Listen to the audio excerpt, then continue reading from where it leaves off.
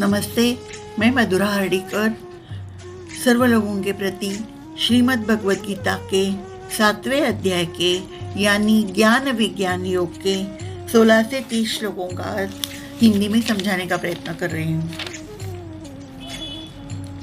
त्वमेव माता च पिता त्वमेव त्वमेव बन्धुश्च सखा त्वमेव त्वमेव विद्या द्रविणं त्वमेव त्वमेव सर्वं मम देव देव। 7वां अध्याय 16वां श्लोक।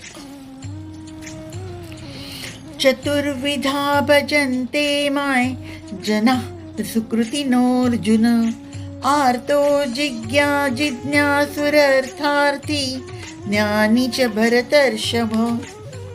हे भरत श्रेष्ठ, 4 प्रकार के पुण्यात्मा मेरी सेवा करते हैं, आर्त, जिज्ञासु, अर्थार्थी तथा ज्ञानी।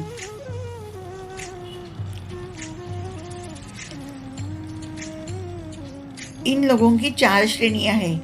जो पीड़ित है, जिन्हें धन की आवश्यकता है, जिन्हें जिज्ञासा है और जिन्हें परम सत्य का ज्ञान है। ये सारे लोग विभिन्न परिस्थितियों में परमेश्वर की भक्ति करते रहते हैं। ये शुद्ध भक्ति नहीं है, क्योंकि ये भक्ति के बदले कुछ मूर्ति करना चाहते हैं। तेषां ज्ञानी नित्ययुक्त एक भक्तिर्विशिष्यते प्रियो हि ज्ञानिनोत्यर्थ महं सच मम प्रियः। इनमें जो परम ज्ञानी है और शुद्ध भक्ति में लगा रहता है वही सर्वश्रेष्ठ है, क्योंकि मैं उसे अत्यंत प्रिय हूँ और वो मुझे प्रिय है।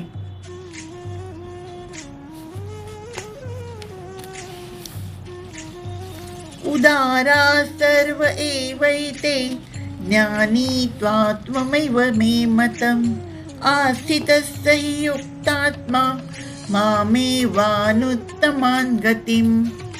निस्संदेह ये सब उदार व्यक्ति है, किंतु जो मेरे ज्ञान को प्राप्त है उसमें अपने ही समान मानता हूँ।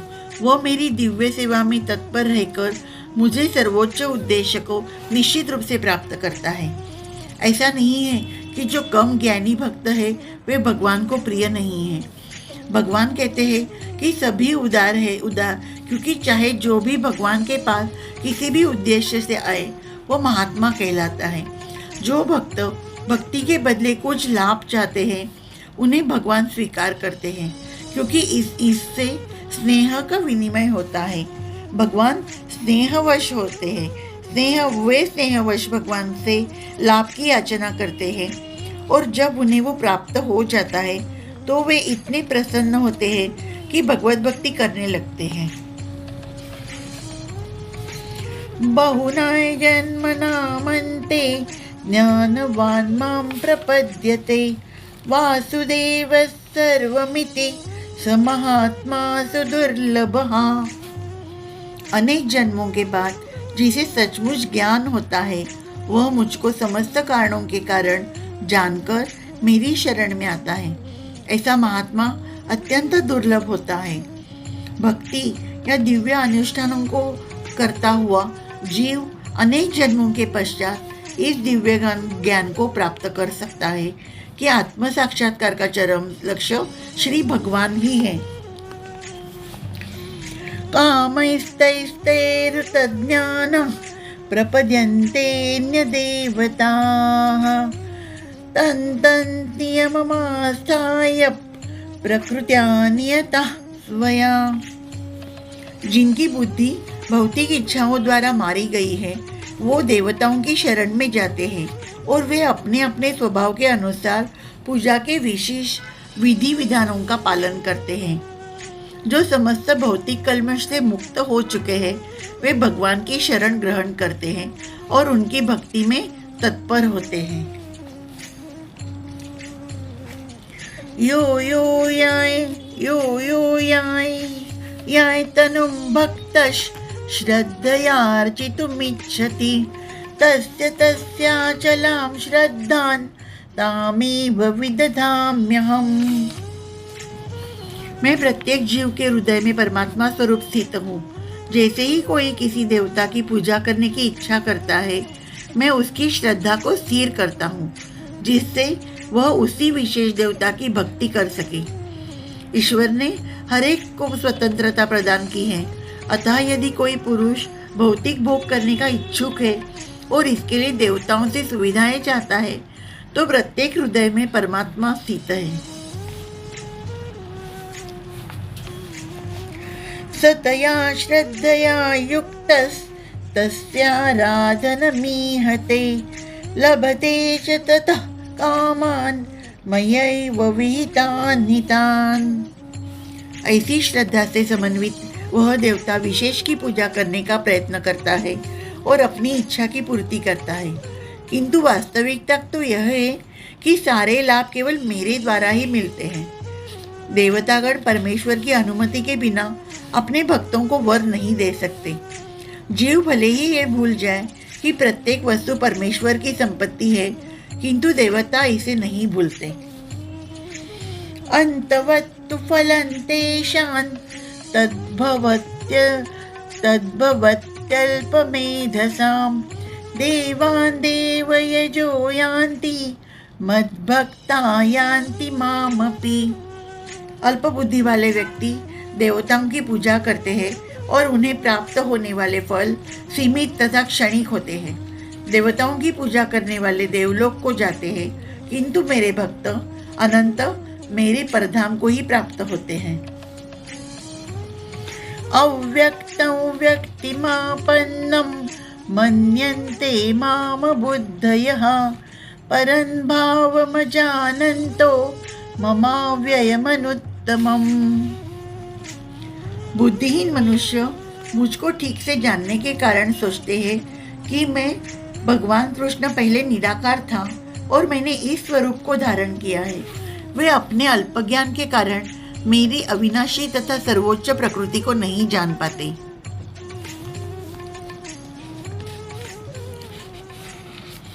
नाहं प्रकाशः सर्वस्य योगमाया समावृतः मूढ़ो यन्नाभिजानाति लोको मामजमव्ययम्। मैं मूर्खों तथा अल्पज्ञों के लिए कभी भी प्रकट नहीं हूँ। उनके लिए तो मैं अपनी अंतरंगा शक्ति द्वारा आच्छादित रहता हूँ, अतः वे ये नहीं जान पाते कि मैं अजन्मा तथा अविनाशी हूँ। यह तर्क दिया जा सकता है कि जब कृष्ण इस पृथ्वी पर विद्यमान थे और सभी के लिए दृश्य थे, अब वे सबों के समक्ष क्यों नहीं प्रकट होते, किंतु वास्तव में वे हर एक के समक्ष प्रकट नहीं थे। वेदाहं समतितानि वर्तमानानि चार्जुन भविष्याणि च भूतानि मां तु वेद न कश्चन।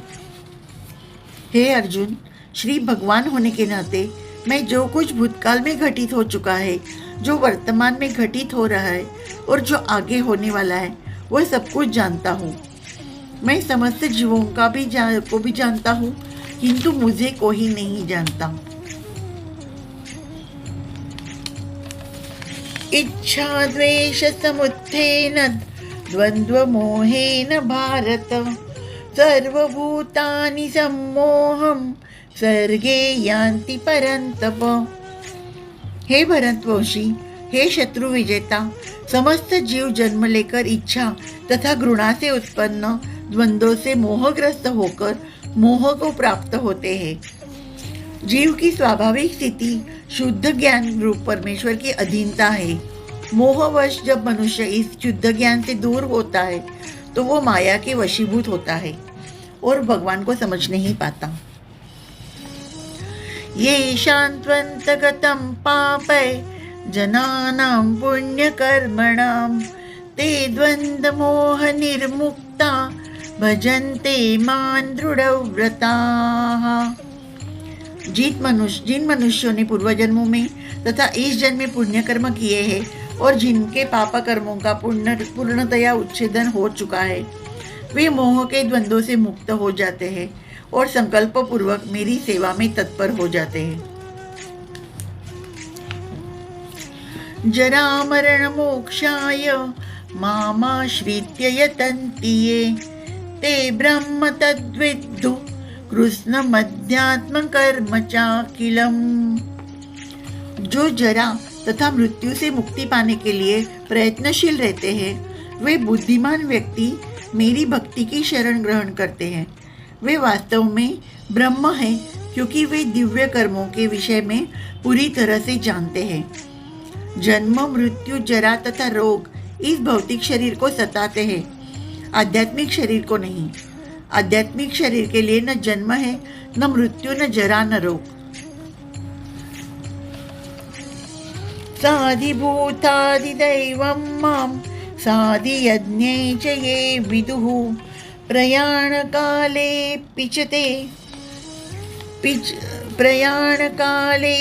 च मां ते विदुर्युक्त चेतसः। जो मुझ परमेश्वर को मेरी पूर्ण चेतना में रहकर मुझे जगत देवताओं का तथा समस्त यज्ञ विधियों का नियामक जानते हैं, वे अपनी मृत्यु के समय भी मुझ भगवान को जान और समझ सकते हैं। कृष्ण भावनामृत में कर्म करने वाले मनुष्य कभी भी भगवान को पूर्णतया समझने के पद से विचलित नहीं होते। धीरे धीरे ऐसी दिव्य संगति से मनुष्य का भगवान में विश्वास बढ़ता है। अतः मृत्यु के समय कृष्ण भावना भावित व्यक्ति कृष्ण को कभी भुला नहीं पाता। अतः वह सहज ही भगवत धाम गोलोक वृंदावन को प्राप्त होता है। धन्यवाद। अगले अध्याय में मिलते हैं।